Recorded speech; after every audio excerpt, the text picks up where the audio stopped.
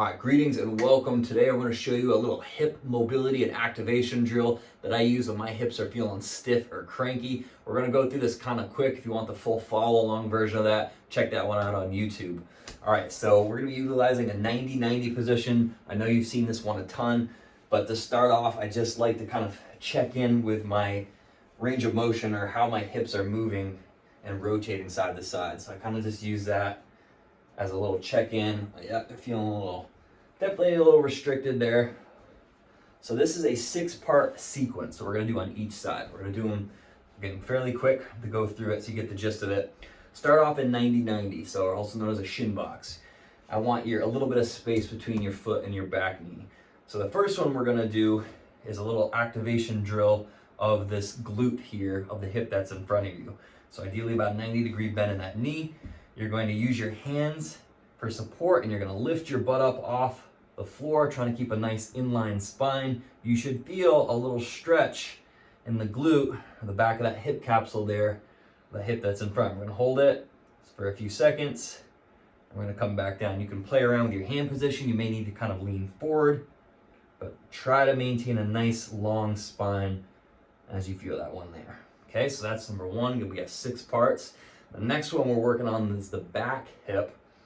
So this one being an internal rotation, we're going to rotate our trunk as far back as we can.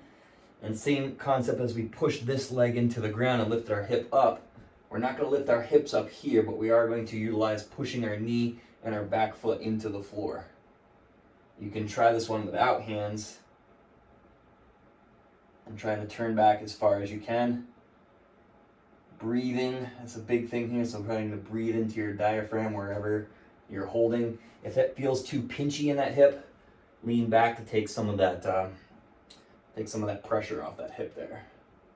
Okay, and so then the next one we do the opposite. So we're going to turn different directions. It's like a big oblique 90-90 stretch here. You can bring your hands out in front of you. You can come right down to your forearms. I like to get a big stretch and reach through there. Now this one is where the breath is most important here, because you are kind of twisted through our fascial lines here. Utilizing a big diaphragmatic breath will help open everything up. So big inhale, expand the ribs, exhale. Try to sink a little bit deeper. Try to utilize your core, so kind of activating your core as you exhale, tightening the deep abs. Inhale and exhale. You can even try to reach those hands out a little bit further. Love that stretch. So now we're going to come into more of some activation of this back hip here. All right, so the first one is a foot hover.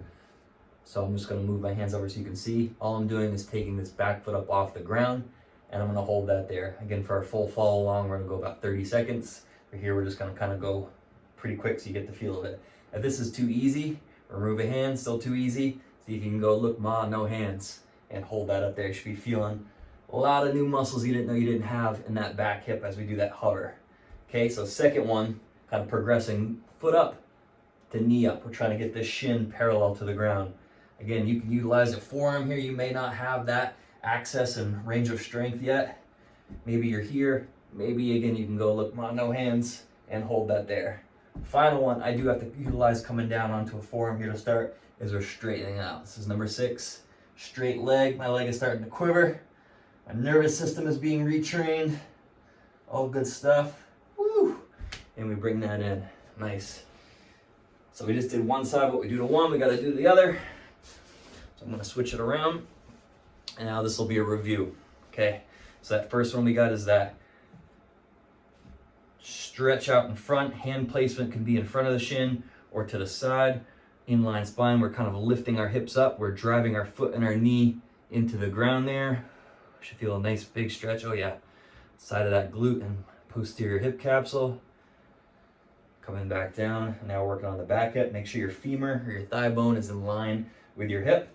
We are turning our trunk back as far as we can. We are breathing deep into our diaphragm here.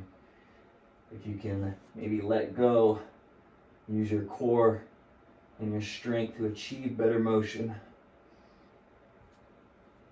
Good. And then the last one we're doing is that big oblique stretch. So we come all the way over, reaching out. You can come down to your forearms. The breath here is key. Big breath into the diaphragm. Feel the ribs expand. Exhale. Utilize your core. You're vacuuming or pulling your belly in. Getting your TVH, your transverse abdominis, your deep abs. Inhale. Feel the expansion like an accordion. Exhale. Good. And now for the activation hovers. So back foot up, rotate. Foot comes up, knee stays down to start. Feeling that in the hip. If you got that with your hand, try to progress. Lean up to it. Pulling your core in tight. Progressing that one with the parallel knee and foot hover. Again, see where you're at. If your leg's quivering, that is a good thing. And then the last one, try to straighten it out. Try to keep your hip back slightly and hold there. This one's brutal. Whew. Take it down. Just from doing a few seconds on each, retest, and I bet you feel like your hips are moving better. A little WD-40 shot to each ball and socket joint of the hip. All right, if you like that, if that worked for you, utilize that again after a long car ride, a long flight, before a match. Get your hips loosened up again. Hip, it's a ball and socket, and they get really sticky and kind of impinged in there. So all we're doing is trying to create space in there so that ball and socket joint can rotate better, so you can perform better and be in less pain. Check out the full follow along version of this so you can come back to it and kind of be a mindless video. You can just hit play and follow along, and we'll see you next time.